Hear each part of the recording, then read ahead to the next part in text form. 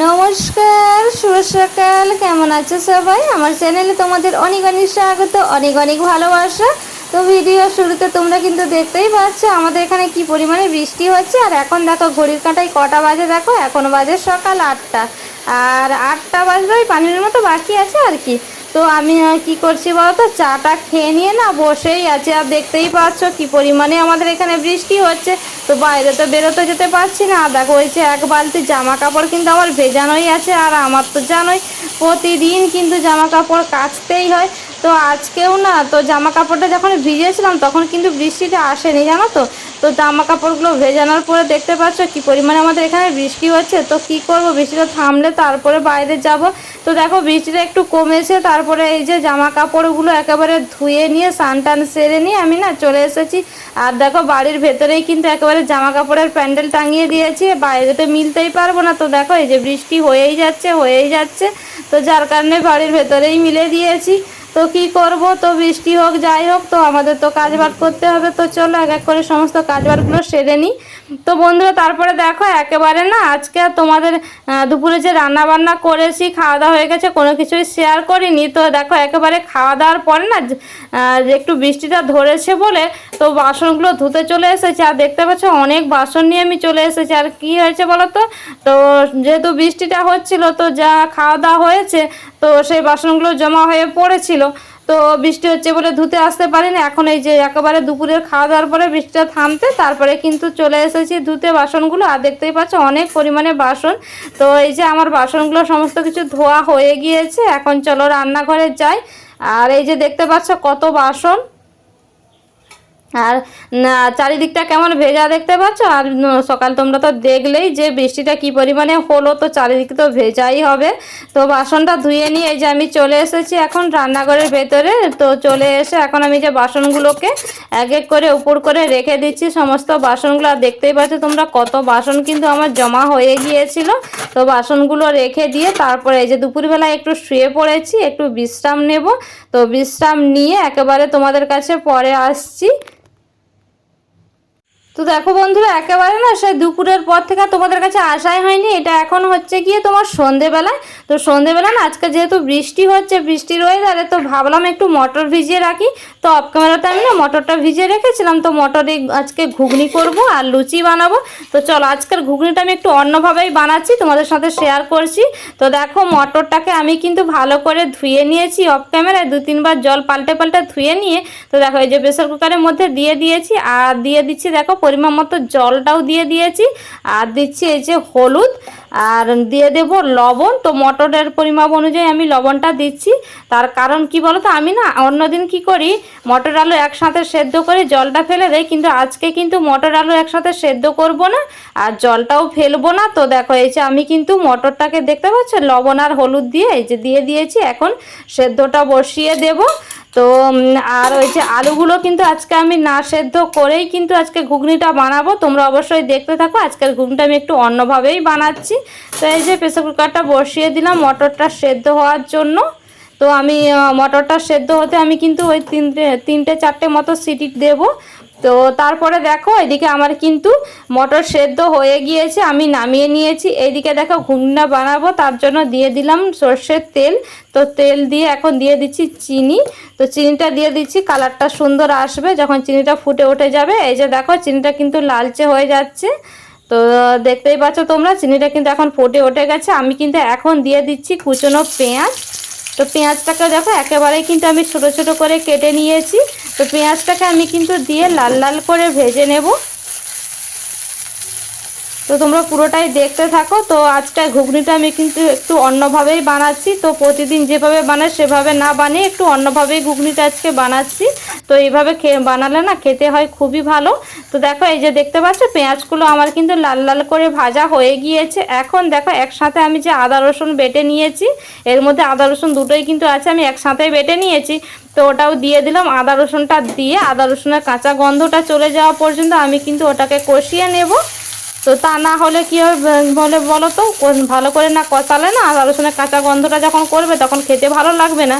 তো যার কারণে কিন্তু আমার আদা রসুনটাকে ভালো করে কষিয়ে নেব যতক্ষণ না ওর কাঁচা গন্ধটা চলে যায়। তো দেখো আমার কিন্তু আদা রসুনটা ভালো করে কষানো হয়ে গিয়েছে। এখন দিয়ে দিচ্ছি দেখো আলু। তো ঘুগনিতেই যেভাবে মানে যেরকম আলুটা কাটা হয় সেভাবেই কিন্তু আলুটাকে আমি কেটে নিয়েছি, কিন্তু আলুটা আমি সেদ্ধ করিনি। তো এই যে এখন দেখো আদা রসুন আর পেঁয়াজের ওপরে আলুটাকে দিয়ে কিন্তু আমি ভালো করে কষাতে থাকবো। এখানেই কিন্তু আমার ভাজা ভাজা করে নেব, তবে এখানে কিন্তু আমি অন্য কোনো জল ব্যবহার করব না। তো তোমরা দেখতে থাকো আমি কিভাবে রান্নাটা করছি। তো আমি কিন্তু এই যে আদা রসুন পেঁয়াজের সাথে না ভালো করে আলুটাকে কষাতে থাকবো। তো এটাকে না আমি ঢাকা চাপা দিয়ে কষাতে থাকবো। তো এইভাবেই কিন্তু অল্প অল্প করে মানে গ্যাসের ফ্লেমটাকে একেবারে লো ফ্লেমে রেখে আমি কিন্তু ভালো করে কষিয়ে নেব। আর দেখো দিয়ে দিলাম পরিমাণ মতো লবণটা। তো আমার কিন্তু মটরের মধ্যেও লবণটা দেওয়া আছে, তো সেই পরিমাপ অনুযায়ী আমি কিন্তু লবণটা দিলাম বুঝে। তো তোমরাও কিন্তু এভাবে তোমাদের পরিমাপ অনুযায়ী লবণটা বুঝে দিও। তো আমি কিন্তু এই যে লবণটা দিয়েও কিন্তু ভালো করে কষাতে থাকবো। তো এই কষাতে কষাতে আমার কিন্তু আলুটা জানো তো সেদ্ধ হয়ে যাবে। তো সেভাবেই আমি কিন্তু কষাবো। আর দেখতে পাচ্ছ আমার কিন্তু কড়াইতে লাগেইনি। তো তার কারণ হয়েছে আমি কিন্তু একেবারে লো ফ্লেমে রেখে আলুটাকে কষিয়ে নিচ্ছি একটু সময় দিয়ে। তো কষাচ্ছি আর এখন দিয়ে দিচ্ছি দেখো হলুদের গুঁড়ো। তো হলুদের গুঁড়ো দিলাম আর দিয়ে দেব লঙ্কার গুঁড়ো।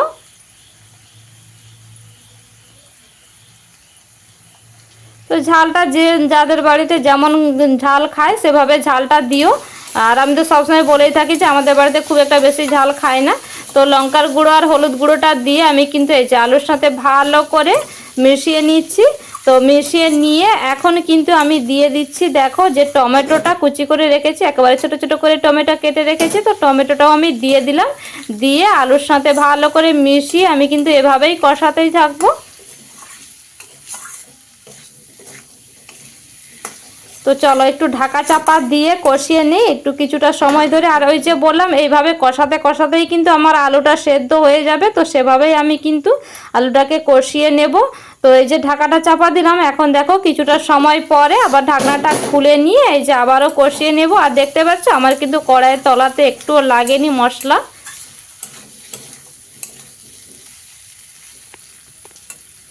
তো দেখো আমার কিন্তু আলুটা মশলার সাথে কষাতে কষাতে আলুটা দেখো কতটা সুন্দর কিন্তু সেদ্ধ হয়ে গিয়েছে। এই যে দেখো খুন্তির সাহায্যে আমি তোমাদের একটা কেটে দেখিয়ে দিচ্ছি কতটা সুন্দর আলুটা আমার সেদ্ধ হয়ে গিয়েছে। তো এই যে এখন দেখো দিয়ে দিচ্ছি মটরটা যে সেদ্ধ করে রেখেছিলাম। তো মটরটা আমি কিন্তু জল থেকে ছেঁকে জলটা ফেলে দিইনি। এই যে দেখো আমি কিন্তু ওই জলটাই দিয়ে দিলাম। তো এখানে আর অন্য কোনো জল আমি দেব না। তো মটর সেদ্ধর ওই জলটা দিয়েই কিন্তু ঘুগনিটা আজকে বানিয়ে নিচ্ছি। তো জলটা দিয়ে আমি কিন্তু সাথে মিশিয়ে নিচ্ছি আলুটার সাথে। তো আলুটা তো আমার সেদ্ধ হয়েই আছে আর মটরটা তো সেদ্ধই আছে। তো যার কারণে কিন্তু আর বেশি জল আমি এখানে দেবও না। তো দেখো কয়েকটা আলুকে আমি কিন্তু খুন্তির সাহায্যে একটু থেতো করে নিচ্ছি। তাতে কী হবে বলো তো, বেশ খেতেও ভালো লাগবে, একটু গাঢ় গাঢ় হয়ে যাবে, খেতে ভালো লাগবে। তবে বন্ধুরা তোমরা কিন্তু এইভাবে একদিন ঘুগনিটা বানিয়ে দেখতে পারো। তো খেতে কিন্তু হয় খুবই ভালো। তো আমি তো আজকে বানালাম, তোমাদের সেটাই শেয়ার করলাম। তো খেতে খুব ভালো হয়েছিল, তাই তোমাদের বললাম যে তোমরা একবার ট্রাই করে দেখতে পারো। তো এই যে দেখতে পাচ্ছ আমি কিন্তু খুন্তির সাহায্যে একটু কিন্তু ঘেঁটে ঘেঁটে দিলাম আলুগুলোকে। আর দেখো এখানে দিয়ে দিচ্ছি ভাজা মশলা। তো এই মশলাটা আমার না বাড়িতে বানানোই থাকে, তো আমি যে কোনো রান্নাতে দিয়ে থাকি। আর এর মধ্যে আছে গোটা জিরে, গোটা ধনে, গোটা মৌরি আর দিয়েছিলাম শুকনো লঙ্কা। তো এই দিয়েই কিন্তু আমার মশলাটা বানানো থাকে। তো ভেজে আমি গুঁড়ো করে রাখি। তো সেই মশলাটাই দিয়ে দিলাম ওই চা চামচের 1 চামচ মতো। তো দিয়ে দেখো আমি একটু পুরোটা মিশিয়ে নিয়ে এখন এই যে ঘুগনিটাকে নামিয়ে নিয়েছি। আর দেখতে পাচ্ছ ঘুগনিটা কতটা সুন্দর দেখতে, লোভনীয় হয়েছে, দেখতে পাচ্ছ কালারটাও কত সুন্দর এসেছে। আর খেতেও হয়েছিল খুবই ভালো। তো তোমরা এই যে বললাম একবার বানিয়ে দেখতে পারো। তো চলো এদিকে আমার তো ঘুগনিটা হয়ে গিয়েছে। এইদিকে দেখো অফ ক্যামেরা আমি না ময়দার অবদাগুলো মেখে নিয়েছিলাম। তো মেখে এই যে লুচিটা বেলেও নিয়েছি। এখন এই যে লুচিগুলো ভেজে নিচ্ছি। আর লুচিগুলোও দেখো কতটা সুন্দর কিন্তু ফুলে যাচ্ছে তেলে দেওয়ার সাথে সাথে। তো আজকের রাতের কিন্তু এটাই মেনু, লুচি আর ঘুগনি। তো চলো লুচিগুলো আমি সবকটা লুচি ভেজে নিই, তারপরে তোমাদের দেখাচ্ছি। তো এই যে দেখো একেবারে এক ঝুড়ি লুচি আমি ভেজে নিয়েছি। আজকে লুচিগুলো দেখেছো কতটা বড় বড় করে লুচিগুলো আজকে ভেজেছি। তো এদিকে লুচিগুলো ভেজে নিয়েছি আর এদিকে যে ঘুগনিটা তো আছে। তো এই দিয়ে রাতের খাবারটা হবে। তো তারপরে দেখো আমি না তোমাদের দাদাভাইকে খেতে দিয়েছি। আর এদিকে আমাদের দুষ্টুর দৃশ্য দেখো, ওকে না ওর বাটিতে খেতে দেওয়া হয়েছে। তা বাদেও দেখো ও কী করেছে বলো তো, বাইরে বেরিয়ে এসে তোমাদের দাদাভাইয়ের পাত থেকে এই যে দেখো ও কিন্তু ঘুগনির চামচটা নিয়ে ও কিন্তু ওর পাত থেকে খাবে বলে তো দেখো নিয়ে চলে যাচ্ছে। ওর দৃশ্যটা দেখো। তো তো আমি কিন্তু ভিডিওটা আগেই শেষ করে দিতাম, তো এত সুন্দর দৃশ্যটা তোমাদের সাথে না শেয়ার করে পারলাম না, তো ভাবলাম আবার কিন্তু আমি এখানে ক্যামেরাটা চালু করেছি, তা না হলে যে ঘুগনি বানিয়েছিলাম ওখানেই কিন্তু শেষ করে দিতাম। তো ভাবলাম এত সুন্দর দৃশ্য তোমাদের সাথে একটু শেয়ার করি, তোমরাও একটু আনন্দ নাও। আমরাও কিন্তু খুবই আনন্দ নিচ্ছিলাম, মজা নিচ্ছিলাম ওর দৃশ্যটা দেখে, তোমরাও একটু আনন্দ নাও। তো আর কি, তো চলো আজকের ভিডিওটা আমি এখানেই শেষ করছি, আর ভিডিওটা আর বেশি বড় করছি না। তোমাদের সাথে দেখা হচ্ছে নতুন একটা ব্লগে, তো তোমরা ভালো থেকো, সুস্থ থেকো, আজকের মতো টাটা।